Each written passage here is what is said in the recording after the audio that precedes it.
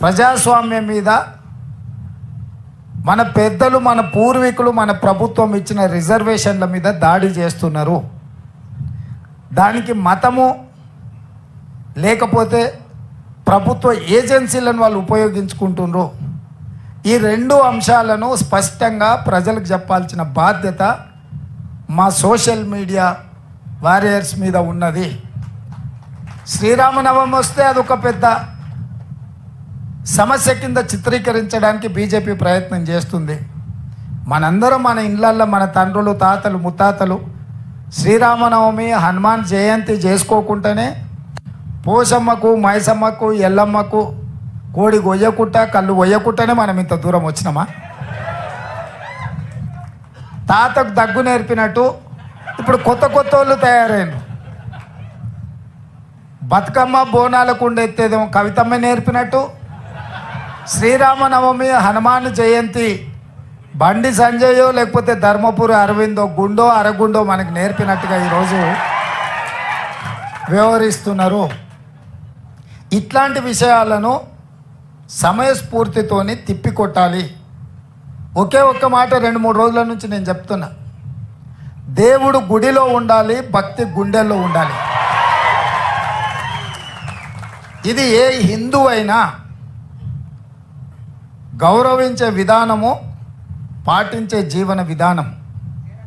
దాన్ని రాజకీయంగా మలుపుకొని, రాజకీయ స్వార్థం కోసం వాడుకొని ఎన్నికలలో లబ్ధి పొందాలని బీజేపీ ఏదైతే ప్రయత్నం చేస్తుందో దాన్ని తిప్పికొట్టాల్సిన బాధ్యత మనందరి మీద ఉన్నది.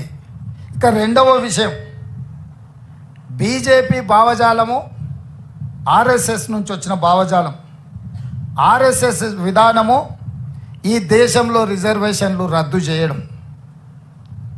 భారతీయ జనతా పార్టీ విధానము ఈ దేశంలో ఉండే ఎస్సీ, ఎస్టీ, ఓబీసీ, మైనారిటీ రిజర్వేషన్లను రద్దు చేయాలనేది వాళ్ళ విధానం.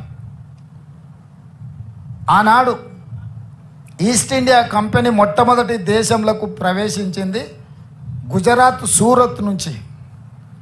సముద్రం ఒడ్డున సంసారం మొదలుపెట్టి చిన్నగా వస్తా పోతా ఈ దేశంలో ఉన్న పరిస్థితులు, మన మధ్యలో సఖ్యత లేని విషయాన్ని గుర్తించి మనకు పంచాయతీలు పెట్టి మన జుట్లే మనకు ముడేసి ఒకటొకటిగా సంస్థలను ఆక్రమించుకుంటూ బ్రిటిషర్స్ ఈ దేశాన్ని మొత్తం ఆక్రమించుకున్నారు.